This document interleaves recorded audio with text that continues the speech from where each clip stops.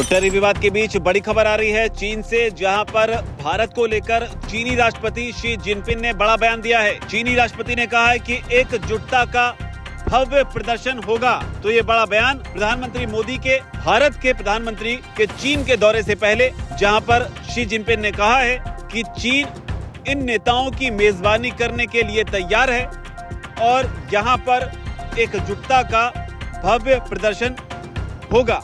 तो ये बयान ऐसे वक्त में भी जहां पर रूस भी अब एससीओ समिट में हिस्सा लेने के लिए पहुंचेगा, पुतिन के जाने की खबर है और इसी कड़ी में चीन ने बड़ा बयान दिया है।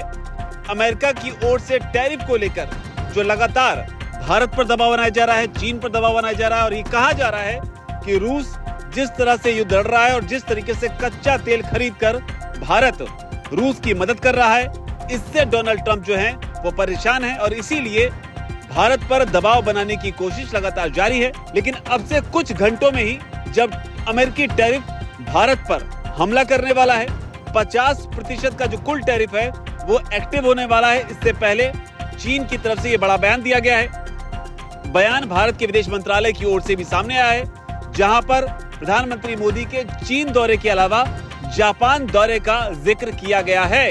भारत की ओर से, भारत के विदेश मंत्रालय की ओर से कहा गया है कि प्रधानमंत्री नरेंद्र मोदी चीनी राष्ट्रपति शी जिनपिंग के इनविटेशन पर 31 अगस्त और 1 सितंबर को शंघाई सहयोग परिषद यानी कि एससीओ के राष्ट्रीय अध्यक्षों की 25वीं बैठक में हिस्सा लेंगे। लगभग 7 सालों बाद प्रधानमंत्री मोदी का ये चीन का दौरा होगा, जिसमें पीएम मोदी के अलावा पुतिन भी मौजूद रहेंगे।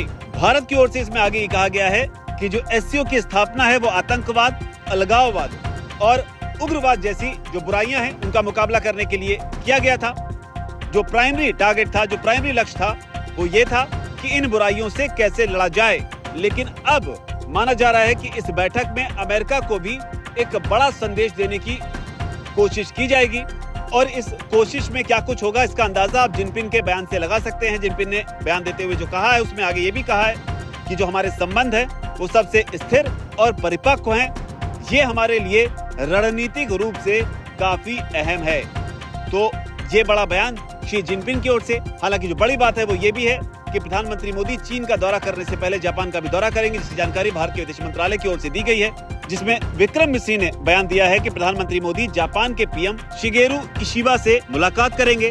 29 और 30 अगस्त को पीएम मोदी जापान में रहेंगे। तो ये एक पूरा गठबंधन बहुत तेजी से तैयार होता हुआ, जहाँ पर अमेरिका की जो दबाव की नीति है उसके खिलाफ एक कड़ा संदेश यहाँ से दिया जा सकता है। और चीन ने खुलकर इस बात को अब कह दिया है कि एकजुटता का जो भव्य प्रदर्शन है वो यहाँ से किया जाएगा। आपको बता दें, प्रधानमंत्री मोदी ने ब्रिक्स सम्मेलन में जब हिस्सा लिया था तब भी पुतिन और जिनपिंग के साथ उन्होंने मंच साझा किया था।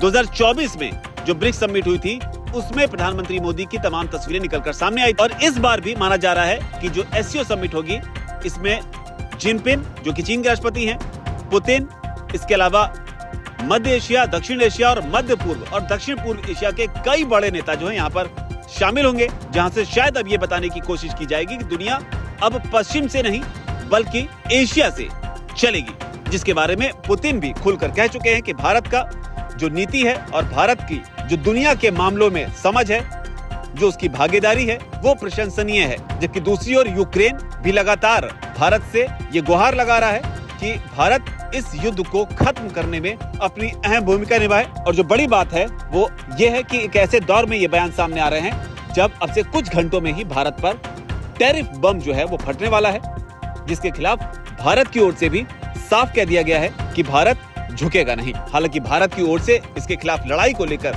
जो मंत्र बनाया गया है वो है आत्मनिर्भर भारत, यानी कि मेड इन इंडिया का जो मंत्र है उसके जरिए अमेरिका का मुकाबला करने की रणनीति जो है वो कहीं ना कहीं तैयार की जा रही है।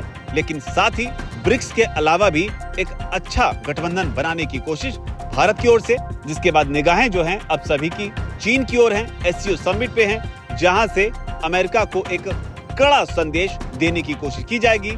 उसी अमेरिका को जिसके अंदर जो तमाम जानकार हैं अब वो कहने लगे हैं कि अमेरिका ने भारत के साथ जो किया या अमेरिका ने भारत को जिस तरह से चीन समझने की गलती की, ये कूटनीतिक लिहाज से उसकी सबसे बड़ी गलती साबित हो सकती है, क्योंकि दशकों से भारत को रूस से दूर करने की जो कोशिश अमेरिका करता रहा उसके लिए ये एक बहुत बड़ा पलीता है। और जिस तरीके से अमेरिका चीन को काउंटर करने के लिए भारत के साथ मिलकर काम करता रहा है, उसके हिसाब से भी ट्रंप की नीति पूरी तरह से बैकफायर कर सकती है। तो कुल मिलाकर इंटरनेशनल पॉलिटिक्स में अब ये टैरिफ वॉर एक नए मुहाने पर पहुंच गई है, जिसका जवाब देने के लिए भारत, रूस और चीन एक साथ खड़े हुए दिखाई पड़ रहे हैं, जबकि दूसरी ओर अमेरिका अभी भी अपनी ही जिद पर अड़ा हुआ है। इस पूरे विवाद पर आपकी क्या राय है? और जिनपिंग ने जो कहा है कि एकजुटता का भव्य प्रदर्शन होगा, इस पर आप क्या सोचते हैं? जो भी सोचते हैं नीचे कमेंट सेक्शन में जरूर लिखिए। धन्यवाद।